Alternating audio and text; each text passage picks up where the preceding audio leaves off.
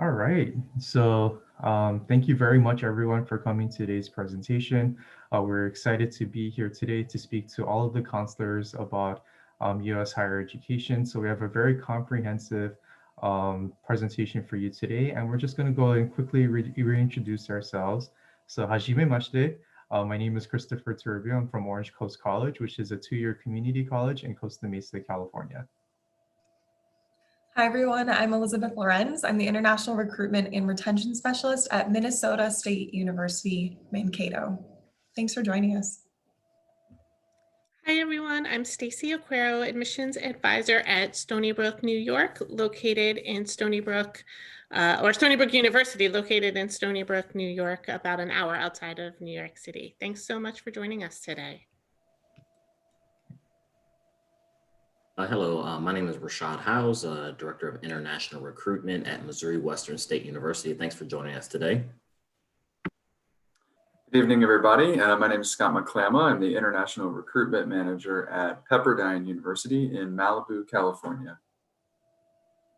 And hi, everyone. I am Bobby Brannigan, the Associate Director for International Admissions at Embry-Riddle Aeronautical University in our Daytona Beach, Florida campus. Welcome, and thank you so much for joining.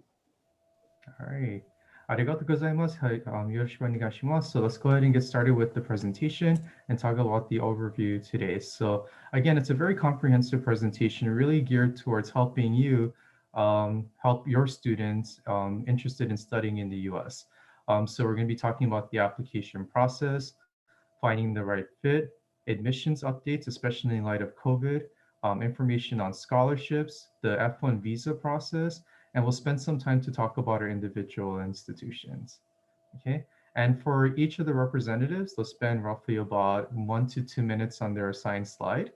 And let's go ahead and get started. So just a really quick introduction about US higher education. It's very comprehensive.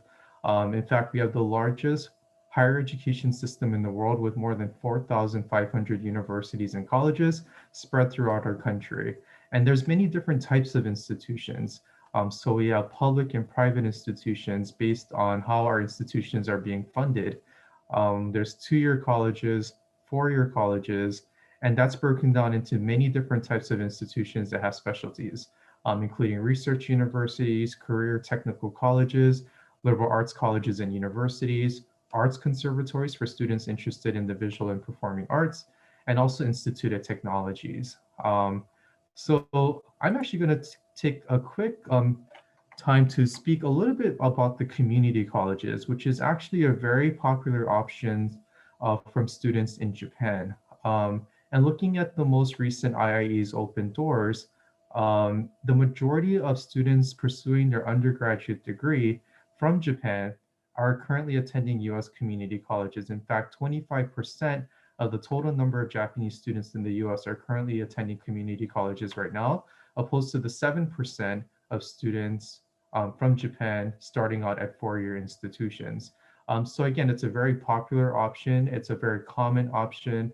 I personally been to Japan many, many times, and community college is continuing to be a very popular option for students. So, but 50% of American students choose to come to a community college, and 96,000 international students are studying. So community colleges are basically 2-year undergraduate. We offer 2-year undergraduate degrees that lead to associate's degree certificates and transfer to 4-year universities.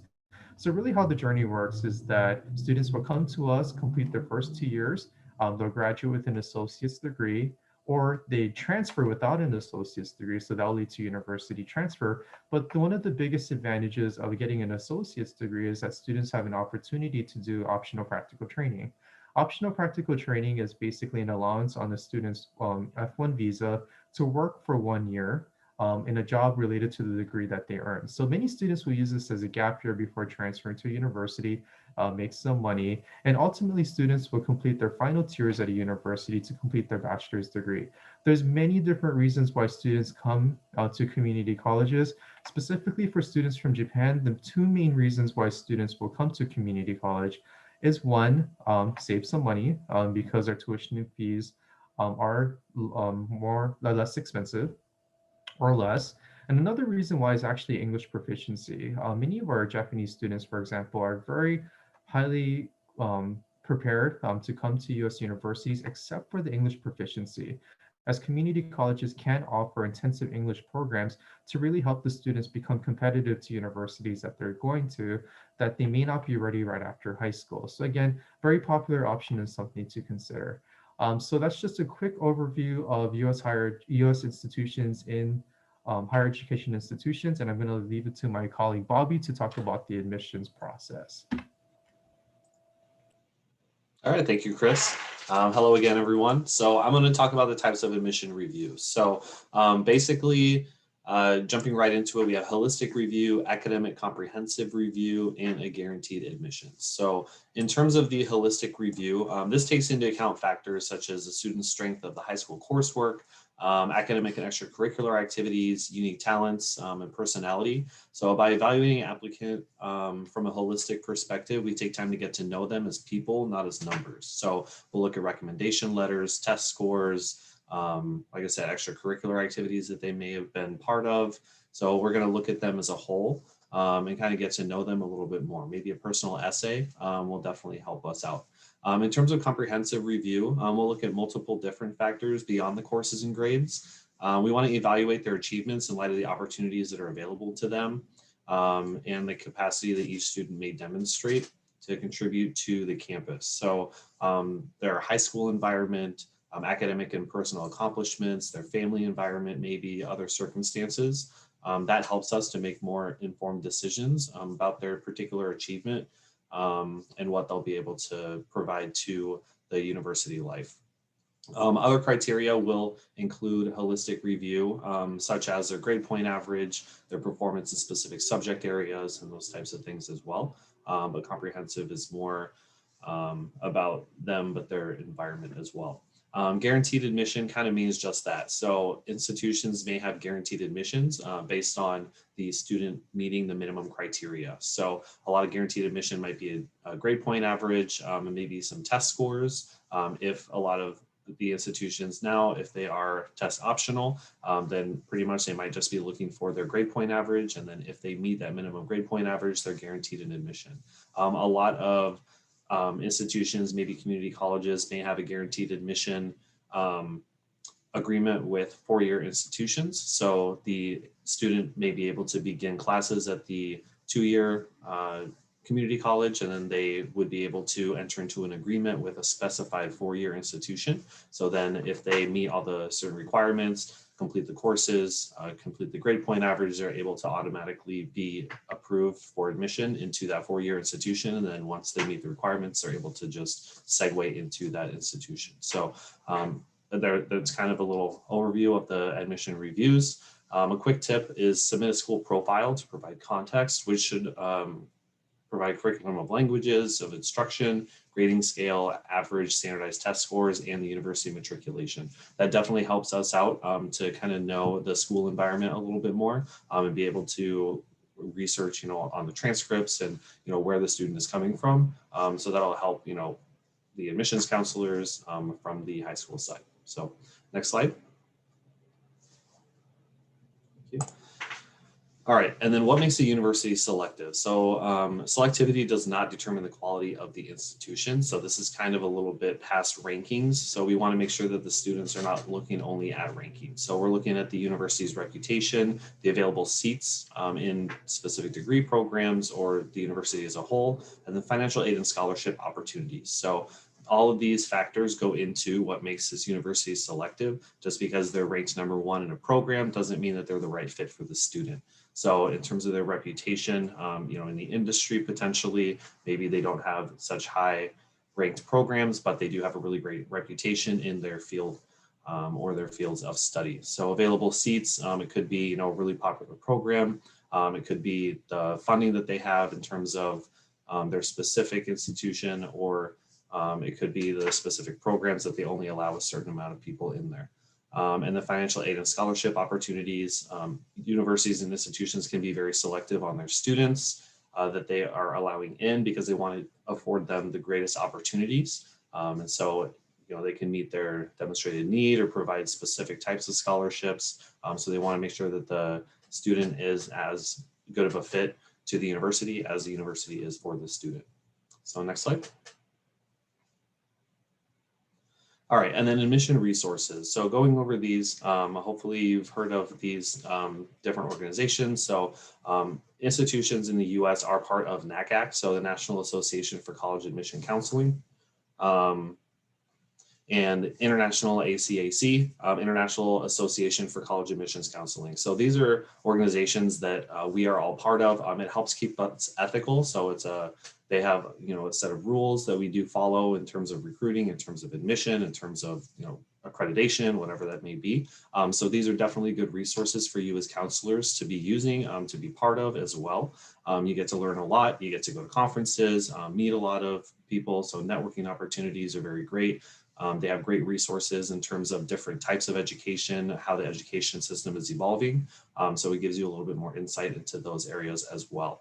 Statement of commission-based agencies has to do with the agencies that are commission-based. So institutions do work with agents. However, NACAC rules kind of try to steer away from that. So us as admission counselors are here. We're able to assist students. You as counselors are able to work directly with us to submit the student's application, to get their specific documents in, to meet the requirements. So we don't necessarily have to use agents. So it saves the students some money. Sometimes agents may not be as ethical as they should be.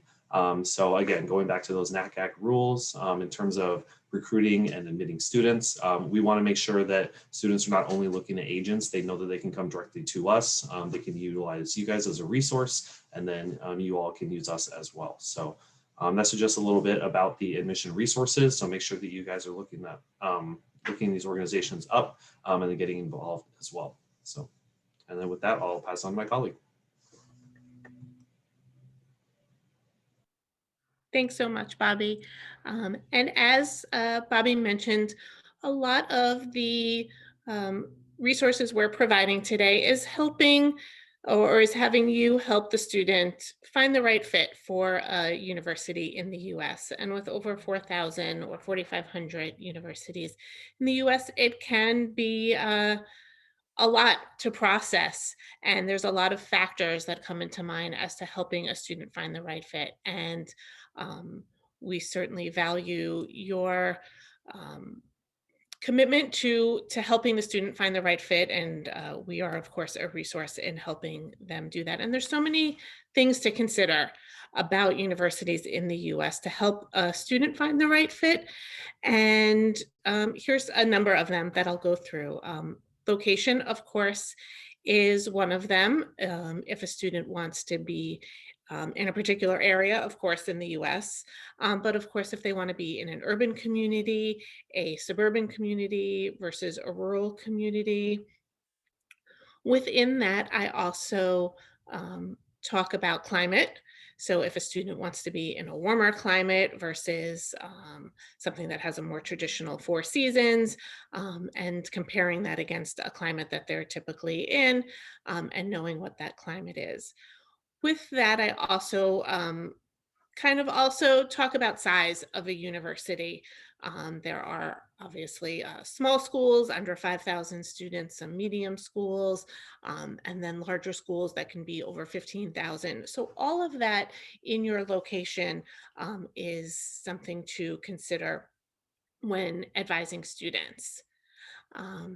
The value of an institution, not just the overall tuition costs plus things like room and board and other academic fees, but what is the value of the education and perhaps the return on investment. So what are the possible scholarships that you are going to receive or that the student is going to receive? Merit-based versus need-based. What is the outcomes that I'm receiving in terms of my learning outcomes in the classroom and outside of the classroom? What is the return on investment on the outcomes after graduation? In the US, we focus a lot on campus life and what that brings to a student's overall university experience. This goes beyond sort of the clubs and organizations that each school will have to offer, but what are, what is happening outside of the classroom on a day-to-day basis in the residence halls, in in the academics, but outside of the classroom, such as research. So there are a lot of factors within campus life to consider. The culture on campus. How diverse is the campus? How do students feel in terms of fitting in perhaps with their own culture? How many international students are on campus? What is also, each university will also have sort of what I would call an internal culture. And just that sort of means what is, the campus life. Is it studious? Is it artsy? And the best way for students to kind of understand that culture, of course, is we wish they could come visit campus, but by also taking virtual tours. But really the best way to kind of get to know some of the culture on campus is to connect them with current students. And we're all happy to do that. And any university, of course, is happy to connect your students with our current students. The selectivity of the university is also one that students want to look into. Typically, each school will have their academic requirements to get into the college, to, what is a typical admission rate. And students, we always, of course, encourage students to apply to universities in the US as a whole. Perhaps, we put it into categories as what we would call maybe a reach school, something that is slightly above their selectivity versus a quote unquote safety school. You will hear other students talk about, but you're going to want to, look at the selectivity and does it fit within a typical reach of a student's profile. Support is super important. You as teachers work daily with students and support them so much, and you work daily with your parents who want to see their students supported. And so equally, when helping a student find the right fit at a university, you want to make sure that that university is providing support to those students by way of academic support, tutoring services, peer mentors, support outside of the classroom in terms of the clubs and organizations, support emotionally and your well-being and counseling centers, support for your all of your international documents. So in international student support offices, there's so much support on campuses, but you want to make sure that you're looking at a university that will support international students. Regional accreditation. So a lot of times we talk about ranking and accreditation in the past number of years has grown tremendously, where there are some national accreditations, but in the US, your universities are accredited through a regional accreditation body. So Midwest versus a Northeast. So you really want to make sure that the university you are attending is a regionally accredited university, and that will give you the most recognition. Of course, if the student needs to transfer, it will allow for transferable credits. And then I saved the last one purposely, which is academics. Academics is not the only thing about finding the right fit. And we talked a lot about other attributes where students should look at, but of course, academics is one of the big ones. And really looking for a school, of course, if you have a very specific major in mind that has that major, but also a broad range of majors in case a student changes their mind, which happens, but also so they can take and explore in courses that are just of interest to them, whether it's a minor, whether it's just elective credit, choosing to do a double major. So a lot of opportunities within the academics besides just what you want to focus on for your major. So with that, I'm going to go to the next slide and pass it to my colleague, Rashad. All right, so one of the things that I like to kind of talk about here on these types of slides are just developing some of the questions that you'll kind of have to help your students ask your college admissions counselor kind of in reaction to the different situations that have been going on in the world with COVID and all of the instability that it's kind of created. So if you can take a look at just kind of some of these different areas and take note, because these are definitely some areas that you want to kind of develop those questions. And when we think about you know, one of the first things that kind of happened as a result of COVID is a lot of the testing centers were closed. Students were not able to have access to many different tests like the SAT, the TOEFL, IELTS, and other English proficiency. So every college and university in the US has the potential of handling these situations very, very differently. So as you're advising your students, definitely ask them, and maybe if you're in contact with any college admissions counselors that your students are applying to, ask some of these questions. What if the student could not take the SAT? How does that have an effect on the admissions process, number one, and then number two, the ability for the student to get scholarships? So many of us on our universities have actually waived the SAT requirement or the ACT requirement. Obviously, it's a college preparatory test that students have not been able to take since the entire pandemic situation started. Obviously, we're in a better place right now. We're a little bit more prepared, but many colleges and universities have waived it, but at the same time, some of them have not waived it for the giving out of scholarships. So you definitely want to advise your students to ask these questions to the college admissions representatives, okay? Because it's obviously students will want to get scholarships, and we don't want them to be taken off guard by not taking the SAT, but then also having it required for any kind of scholarships that might have been given. Now, the same thing kind of goes into like English proficiency.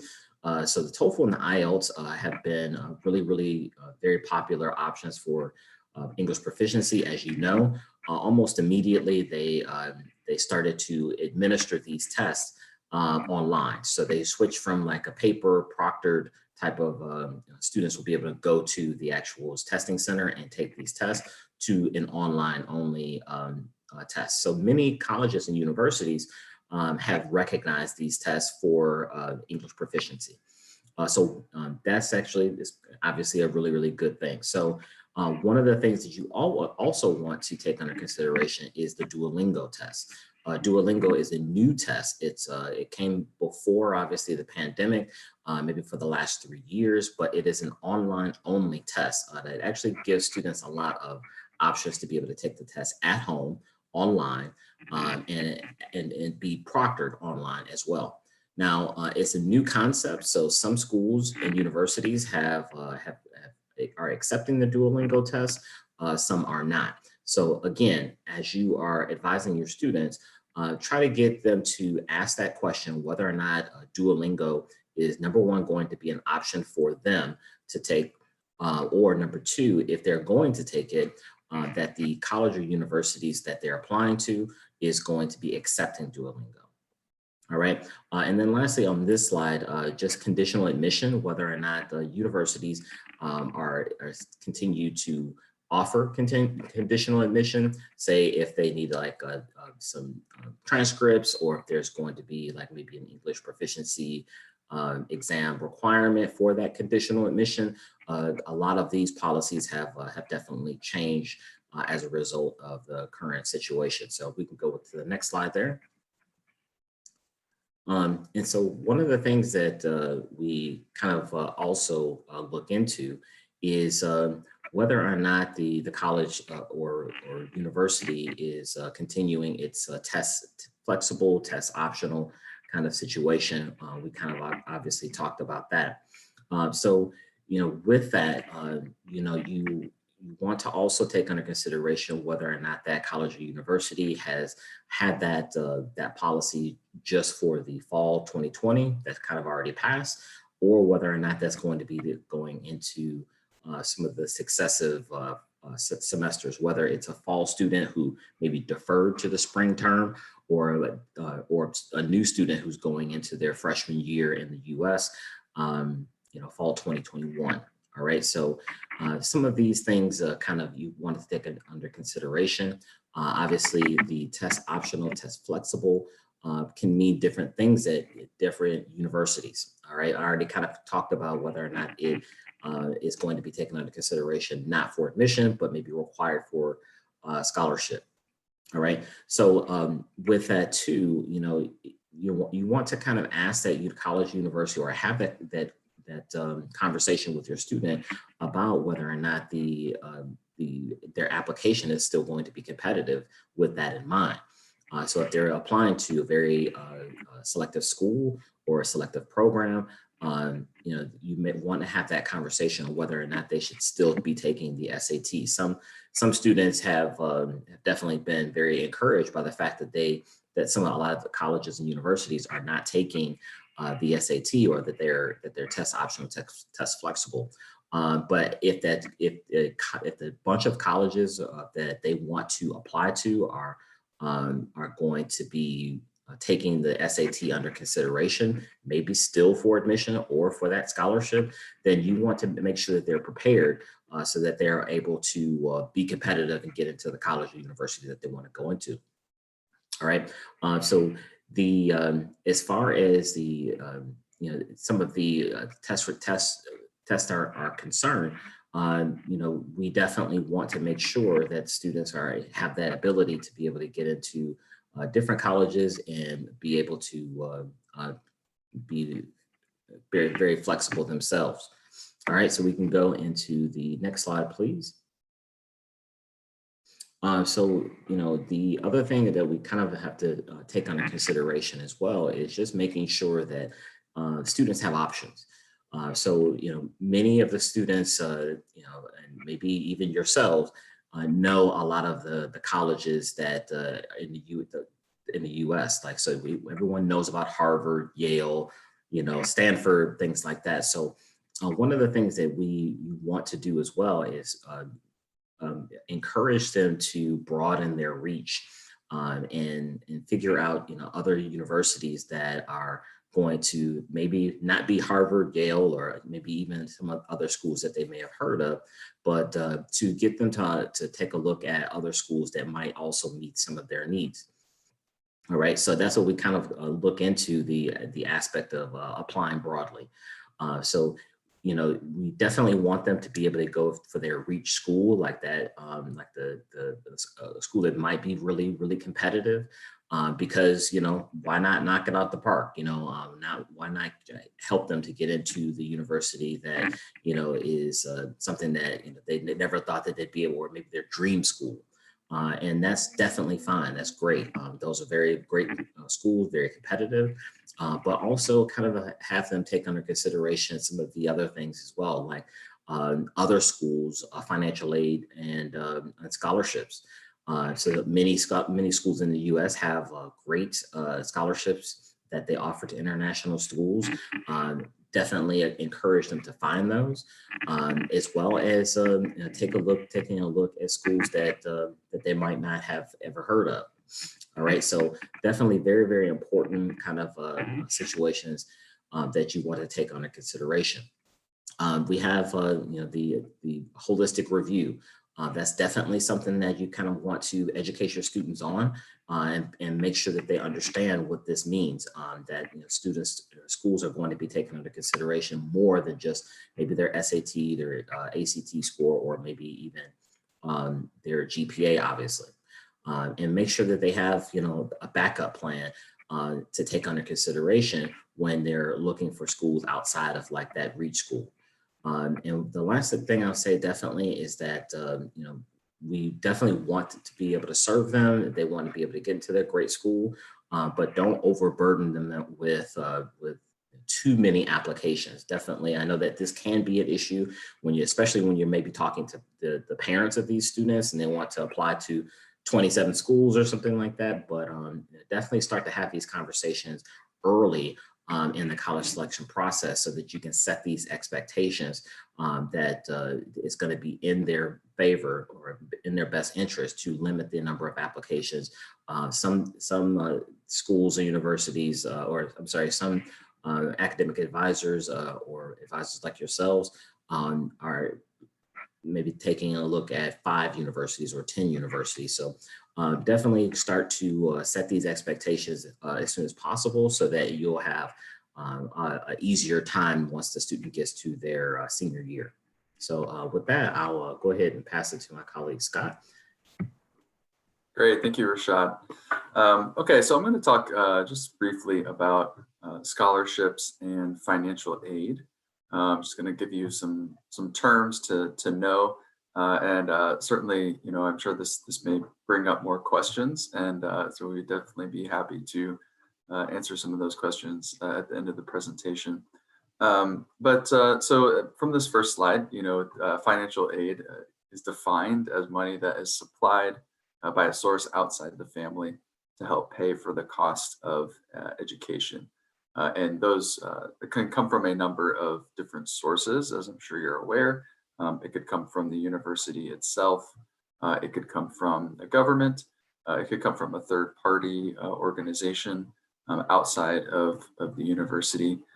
So make sure that you are advising your students to kind of look into all sources of financial aid to help fund their education.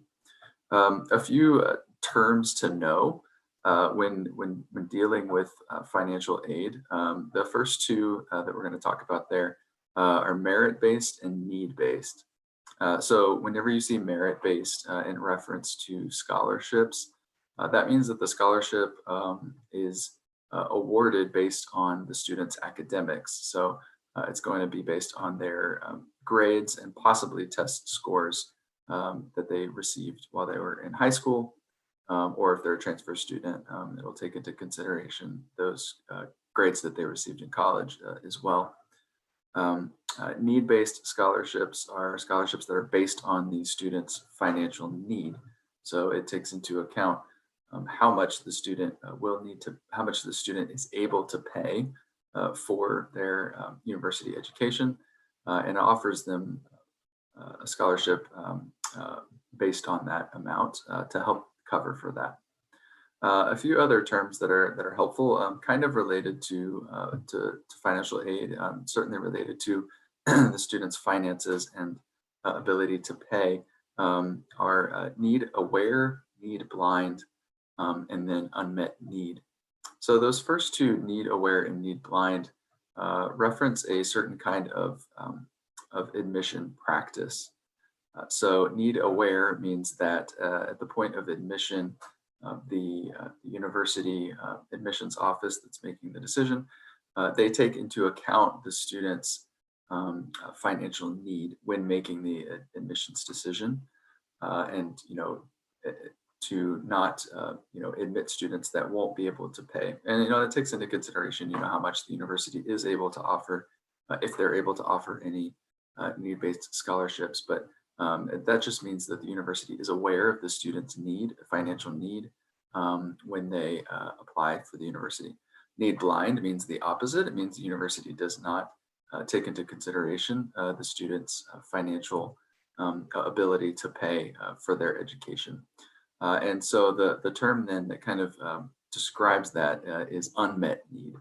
So the unmet need is the gap between what the student is able to pay, what the student is able to pay, and then the scholarships that they receive. So that gap there, because oftentimes, as we'll see from another slide coming up, oftentimes students, don't receive, in fact, most of the time, they don't receive full scholarship. They don't receive scholarships that cover their full tuition. And so that portion is called the unmet need, what the students will have to pay. And so that's what is taken into consideration when we talk about need aware and need blind. And then, so we're talking about, when we talk about financial aid, there's really 3 categories. And I've already kind of touched on some of those, but scholarships, grants, and loans. And scholarships and grants are awards that are given to the students based on some of these factors that I discussed earlier, based on either merit, or based on need. There's actually some other factors that are taken into consideration as well.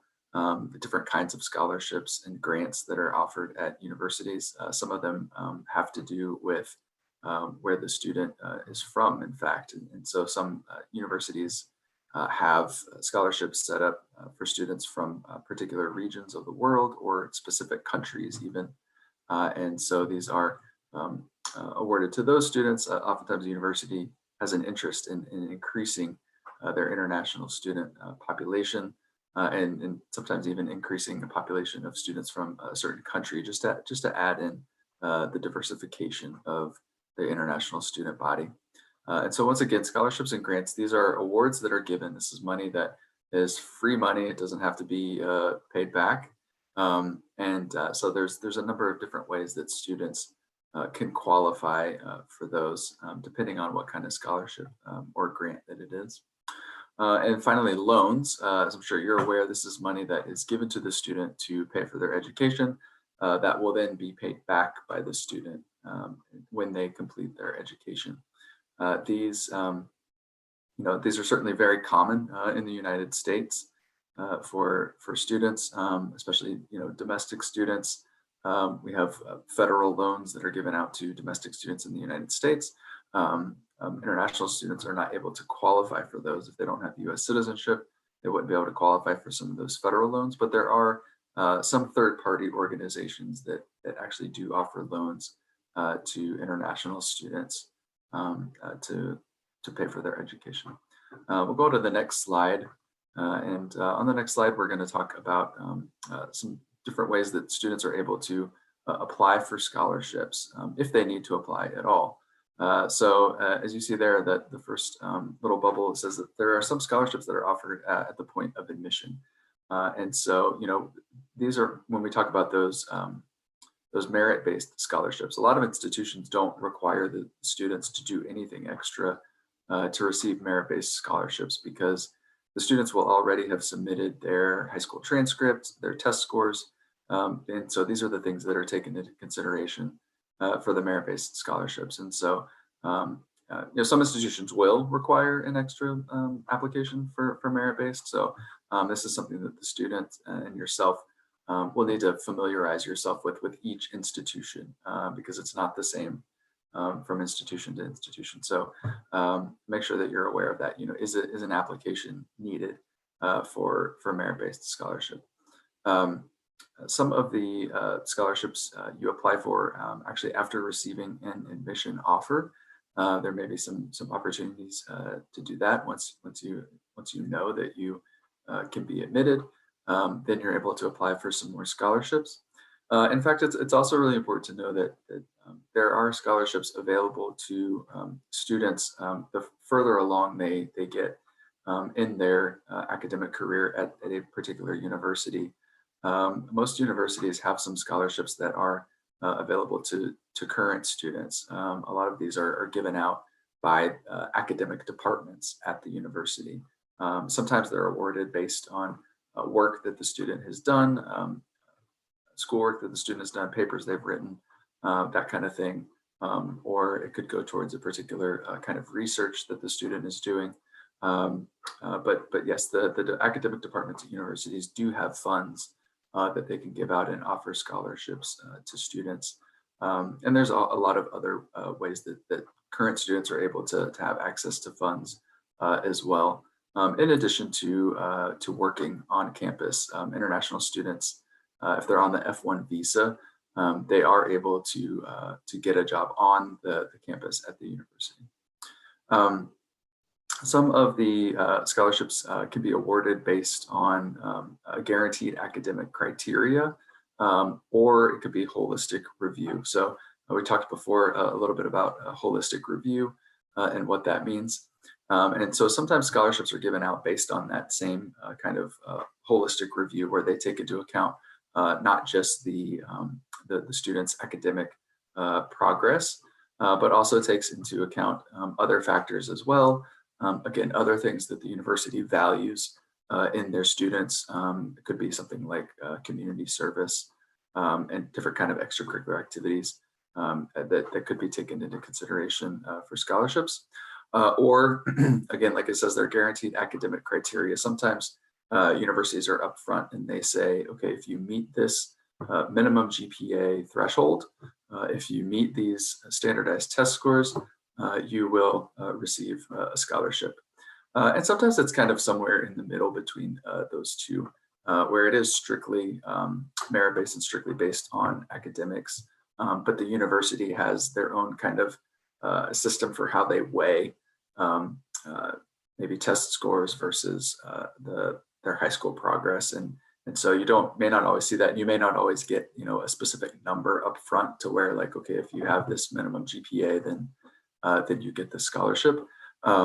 Oftentimes, most often you'll kind of you can maybe receive a range, and universities will say, okay, most of our students that receive scholarships have a GPA in this range, and that can kind of help give you a little bit of an idea. Be prepared to provide financial documentation. And so if students are interested in a need-based scholarship, they're going to need to provide some documentation that shows what their ability to pay, what they can pay, so that universities can kind of determine what that need is to be able to make those offers of scholarships. So, universities that do offer need-based aid, a lot of them utilize the CSS profile, which stands for the College Scholarship Service Profile. This is administered by a College Board. It's an online application that helps students to do that. And so you'll want to certainly any application that you have for scholarships, you're definitely going to want to pay attention to deadlines. They may be different than the admission deadline, so make sure that you don't get those mixed up and that you're aware of those. All right, we'll go on to the next slide. And this is one thing really for your students to keep in mind. You want to make sure that they have that their expectations are realistic when it comes to scholarships. So the first one, as I mentioned earlier, is that it's very rare for students to get all of their to get a full ride scholarship. It's very rare to have all their education paid for by scholarships. It can happen, but students, that certainly shouldn't be something that they're expecting. But there are a lot of different kinds of scholarships out there. So make sure that you are aware and that the students are aware of all the different ways that they can receive aid for each particular institution that they're interested in attending. Again, as I mentioned, international students cannot apply for US bank loans or federal student loans as well, if there is not a US citizen who could co-sign. But there are some organizations out there that offer loans to international students, but just not a US bank or the government. Again, advise students to have some honest conversations with their parents on funding. So, I'm sure you are aware that it's one thing for students to have expectations, and then it's another thing for their parents and what those expectations are. And so students and their parents need to be on the same page with this. Because it's very common, and we've kind of seen this to where we talk to students and they're I'm coming, I can definitely do it, I can pay, and then the parents talk and it's a little bit of a different story. And so those are some unfortunate situations sometimes that we see in admissions. So you want to make sure that students and parents kind of understand, have the same understanding. So similar with choosing which institution.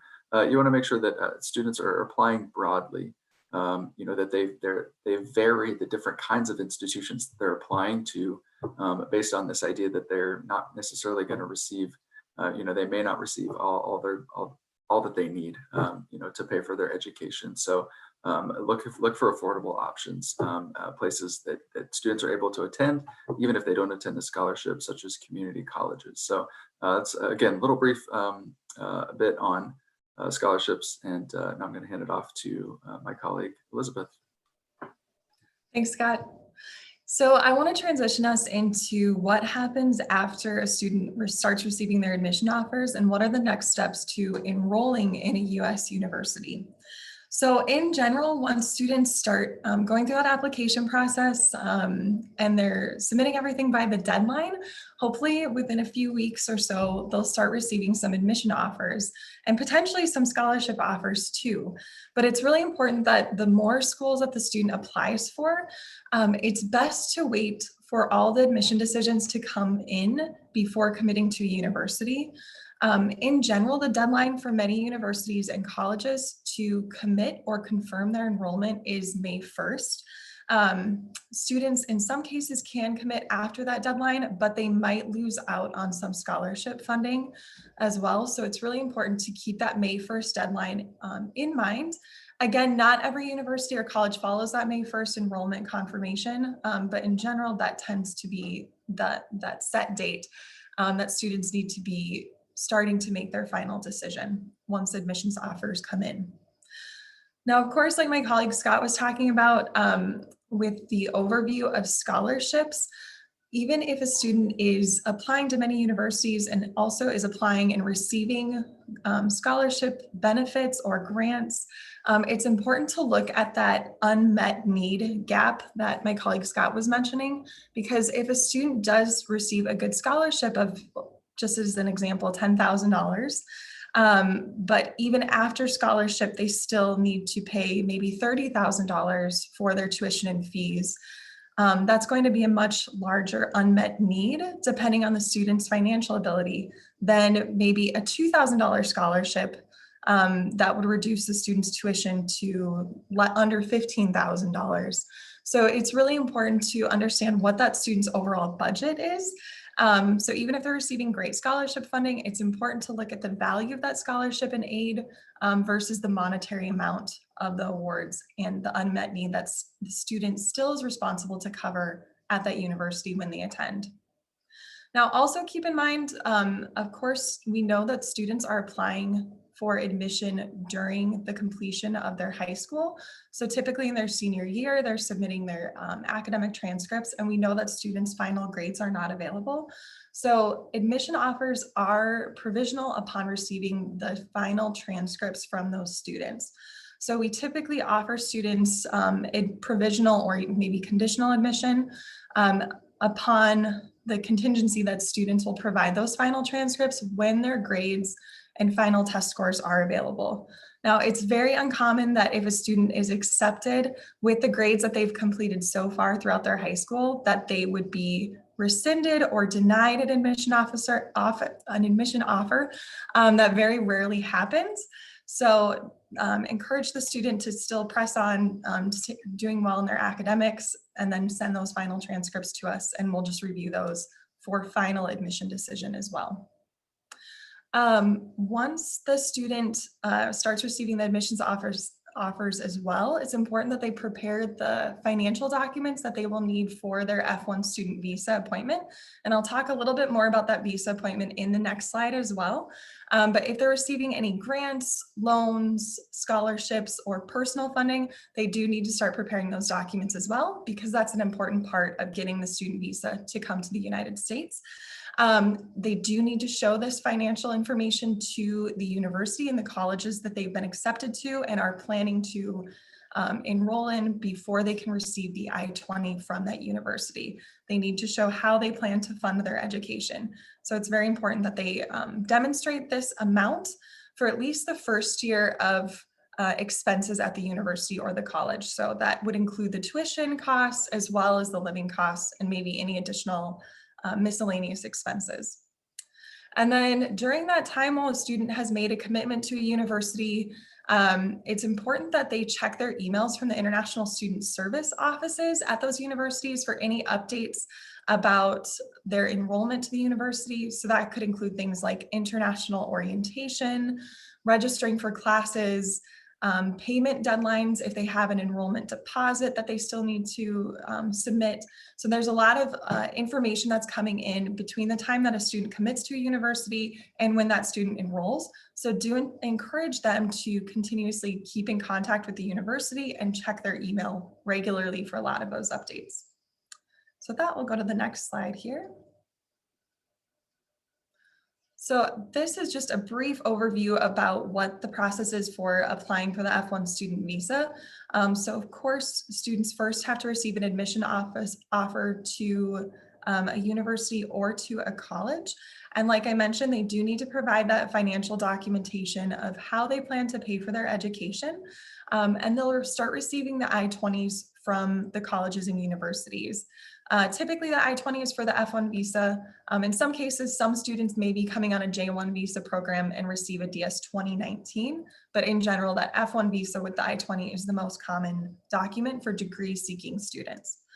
So once the students made that commitment to the university, received their immigration documents from the university as well, that's when they can go ahead and schedule their visa appointment at the nearest embassy or consulate. And they'll need to prepare the documents for that appointment as well. So that would include the I-20 from the institution, the offer of admission with their admission letter, the financial documents, as well as their academic documents, such as their transcripts and any test results from the TOEFL, IELTS, Duolingo, SAT. They'll want to bring all of that information with them. In general, the consular officer will not ask to see everything, but it's really important that the student is prepared to show any of the documents that the consular officer may ask for. And there are some helpful resources here as well. So as students are thinking about that process to schedule their appointment or concerned about the COVID-19 guidance with US immigration, they can check some of these helpful websites such as the ICE guidance on COVID-19, as well as the US Department of State travel.gov website, which will have all of the updated visa appointment wait times for students looking to schedule their visa interview. And students can actually apply for their visa 120 days before the start date of their classes. So that is a significant amount of time once they've made that admission decision to go ahead and schedule their visa appointment. So with that, I'm going to transition to our next slide as well about what our campuses are doing to keep students safe once they arrive on campus. Safety, of course, has always been a top priority, even pre-COVID-19. But in the current situation that we find ourselves in, safety is more important than ever as far as health and keeping our students, faculty, and staff safe on our campuses. And so many universities and colleges have implemented COVID-19 resources and transitioned into a lot of online learning opportunities for students to create opportunities for social distancing. So our campuses are working very hard every day to keep our students and faculty and staff safe. Mandatory health insurance is going to be a requirement for every international student that is coming to a college or university. This is because healthcare in the United States, of course, is very expensive. And so it's good that students have quality healthcare coverage to offset any cost in case they would have to use medical facilities in the United States. If they're going to a clinic for just a regular checkup, or if they end up needing to go to the hospital, it's very important that that health insurance is available for them to cover any medical expenses that come up. On-campus health and wellness services, we also have clinics on our campus that typically have nurses available for routine clinic checkups. Oftentimes there's pharmacies that are also located on campus or very nearby campus, so students can pick up medications if they need access to that. And then of course, on-campus testing has become available for many students as well. Oftentimes the universities and colleges are located nearby or have a COVID-19 testing site located directly on campus as well. And so it's important that students are keeping in mind that there's a lot of additional resources for safety to put their mind at ease, and also encourage parents that you might be working with to let them know that there's a lot of precautions in place from US universities and colleges to keep their students safe. So if there's any questions or concerns that you have, or the student or the parent might have, they can always contact the university for more information about individual institution COVID-19 protocols. But something I just want to mention is that with the student visa regulations, for any students who are starting their program on campus, there's a minimum requirement of face-to-face learning that students have to have in the classroom or in a hybrid format. And so our universities and colleges are also working very hard to accommodate international students who are coming physically to campus to make sure that they're still able to meet their visa regulations during this time. So that is a brief overview of health and safety as well. And we're happy to take any questions about that or concerns that you might have during our question and answer time. But now I'm going to transition us into our next segment to talk about our individual institutions and campuses. Of course, we represent a diverse group of universities and colleges ranging from public universities, private universities, and of course, community college. And we're spread out all across the United States. We're maintaining our social distance from the East Coast, West Coast, and in the Midwest. So I'll start off with my institution. Again, I am from Minnesota State University, Mankato. I'll jump to our next slide here. Perfect. So Minnesota State University, Mankato, we're located, of course, in the state of Minnesota, and the city is Mankato, hence our name is just based on our location. We are a public university enrolling around 14,000 students, and we do have more than 1,200 students from over 95 countries, actually, including many students from Japan that come both as exchange students and degree-seeking students for bachelor and master's programs.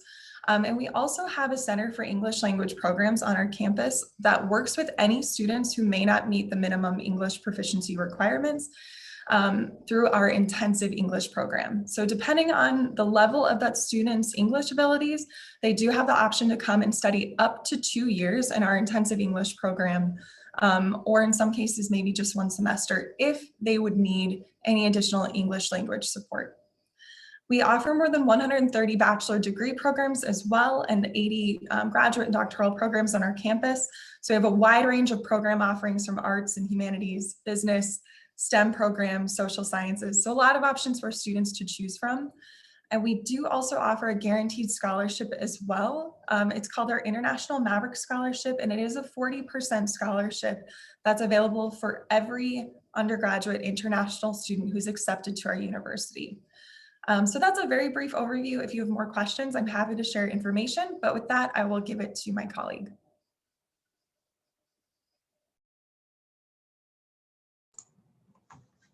Hey again, everyone. All right, so again, my name is Bobby. I'm the Associate Director of International Admissions for Embry-Riddle Aeronautical University. I work at our Daytona Beach, Florida campus, so nice and sunny, good temperatures all year round. So we're a private university. We were actually established in 1926. We're the world's oldest, largest fully accredited institution that focuses on aerospace and aviation. So our campuses are located, as I said, in Florida. We do have another campus in Arizona as well. We do have a small campus in Singapore too. We do have a worldwide online campus, so pretty much students can have their access to education anywhere. Our institution focuses on STEM programs. We're well known for our engineering majors, like aerospace engineering, civil engineering, electrical computer, mechanical, and others as well. We do offer aeronautical science, which is our professional pilot program. We have over 100 instructional aircraft on both of our residential campuses in the United States. Many of our programs are housed in the first of its kind College of Securities and Intelligence as well, and we do have business programs. So we offer over 80 degree programs total from the associate level all the way through the bachelor, master, and doctoral or PhD. Our student to faculty ratio is about 24:1. Small class sizes allow our students to engage in the practical knowledge. A lot of our professors are from the industry as well, so they have that experience. Over 100 labs and facilities are on our campuses, which include such things as an ethical hacking lab, aircraft simulators, spaceflight operations, and even games and simulation.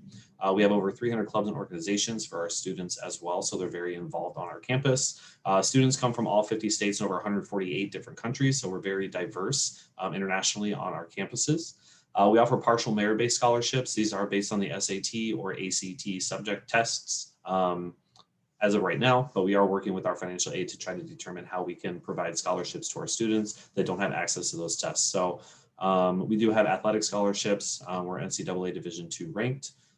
We do not require the SAT for admission though. So if students do not necessarily need scholarships or want scholarships, they don't have to submit the SAT if they don't want to. And that's about it. So thank you so much. And then I'll pass on to my colleague. Hello again. My name is Rashad from Missouri Western State University. So Missouri Western is a smaller state university located in St. Joseph, Missouri, which is about 40 minutes from Kansas City, Missouri, the largest state in our, the largest city in our region. So you can see a pretty nice view of our campus here. We have about 100 different areas of study between our bachelor's programs and master's programs. We have about 5,000 students, and you can see some of our top undergraduate majors: business, engineering, technology, biology, computer science, nursing, and sports management. We are also really affordable for a U.S. institution, a four-year institution. We do have some automatic scholarships. Our Griffin Guarantee Scholarship awards international students up to $4,000 per year. The cool thing about this scholarship is that students will receive $1,000 just for returning for their second year of their studies at our school, another $500 for their third and fourth year. And that again happens automatically. We do also have one full ride scholarship. It is a need-based scholarship, so students have to fill out a separate application, which kind of takes under consideration their family income. But that scholarship does pay for 100% of all of their four-year total cost of attendance at our school. For admissions and for scholarship, there is no SAT or other college preparatory exam like the ACT that is required, as well as our cost, total cost of attendance is $26,180, and that covers everything: the tuition, housing, meals, health insurance, and books. So with that, I'll pass it over to Stacy at Stony Brook. Thanks so much. So Stony Brook University is a large, comprehensive research university. We are located in Stony Brook, New York, which is about an hour outside of New York City. We're in a fairly residential suburban community, as you can see from the picture, about 2 miles from our local beaches. We're ranked in the top 1% of national universities in the world and offer over 200 academic majors and programs. Some of our more popular programs would be in the arts and sciences, including our history, our international relations and globalization program, our social sciences like economics and anthropology, psychology, our more natural sciences, our physics, our mathematics, our biology and chemistry. Our College of Engineering and Applied Science has programs in computer science, applied math and statistics, civil engineering, electrical engineering, computer engineering, mechanical engineering, biomedical engineering. Our College of Business programs are extremely popular, especially for international students, programs in marketing, management, accounting, finance. Our journalism programs will offer a wide variety of specializations in print, multimedia, social media, and then a School of Marine and Atmospheric Science. So not just your marine biology, but environmental design, sustainability studies. We're a larger school with over 26,000 students, over 4,600 international students. From over 100 countries. We do offer over 300 clubs and organizations, so always something to do on campus. We do offer both merit and need-based scholarships for international students, and we have always been test optional for international students, so students only need to provide English proficiency by way of TOEFL or IELTS or Duolingo, and we do also have an intensive English center on campus for those who don't meet our minimum requirements. I should also mention we have a campus in Korea called the SUNY Korea campus with some limited academic majors, as well as intensive English for students who want an experience of a US school, but not in the US. And with that, I am going to pass it on to my colleague, Scott. Great, thank you so much, Stacy. Hello, everybody. Once again, my name is Scott McClama. I'm the International Recruitment Manager at Pepperdine University. Pepperdine is located in Malibu, California. It's actually part of the greater Los Angeles area. So I'm sure many of you are at least a little bit familiar with LA. Malibu is in Los Angeles County. It's about 30 to 40 minutes outside of LA. But as you can see from our campus, we're not really, it's not in an urban setting, so it's not in really kind of the urban part of Los Angeles. It's a little bit outside of the city, right on the coast. It's a very beautiful place. And so the Pacific Ocean is right there, and then right behind us are the Santa Monica Mountains.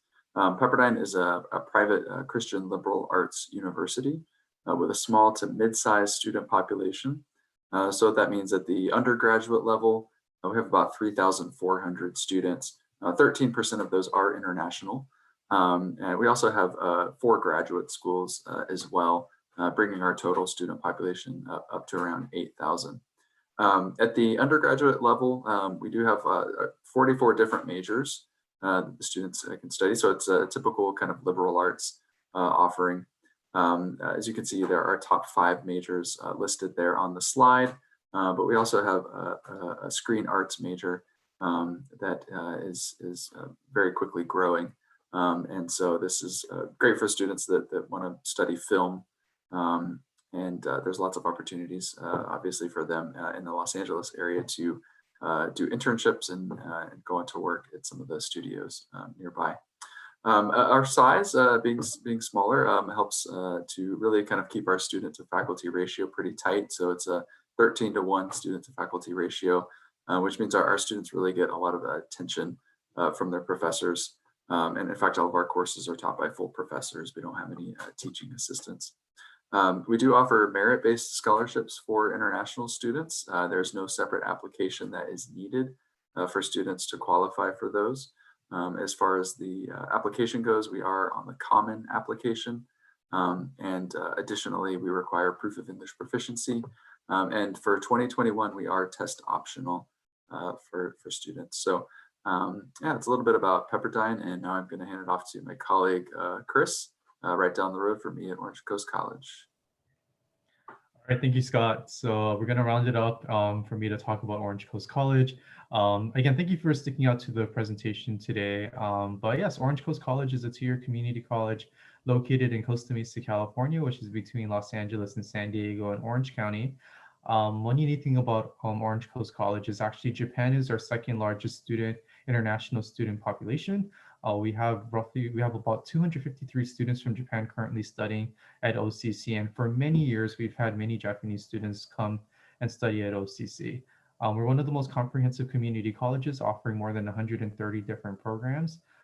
We basically have everything covering land, air, and sea, and our students from Japan pursue a wide range of programs, but some of the most popular programs that I'm noticing are some of our common ones, including business and engineering, the arts and humanities like psychology, communication studies, but a lot of our technical programs are also enrolled by a lot of Japanese students, including our travel and hospitality program, which also includes our flight attendant program and our pilot training program. So students can get their pilot's license at Orange Coast College.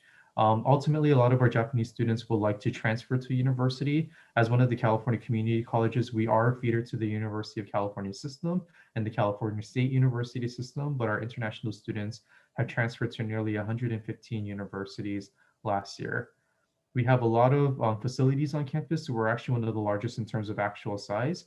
We have 80 buildings, including the only on-campus student housing for community colleges in Southern California.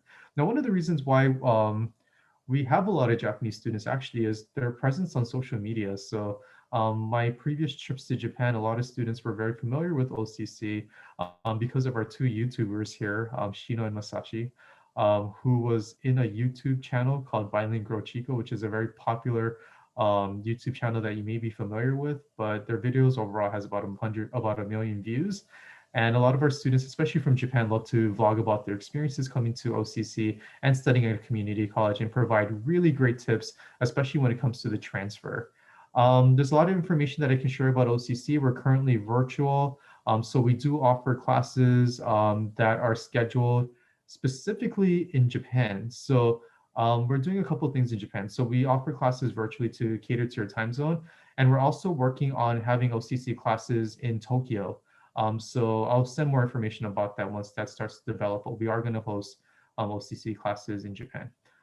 So we're going to move it on. So thank you very much. We're going to move it on to the Q&A portion of our presentation. Go ahead and screenshot this slide here with our contact information if you'd like to follow up with us. We would love to hear from you, but for right now, we would love to hear your questions. So please feel free to answer or to ask any questions in the chat, and we'll go ahead and facilitate the Q&A right now. So friends, are there any questions in the chat that we can address? Or if you want to unmute your microphone, I think that's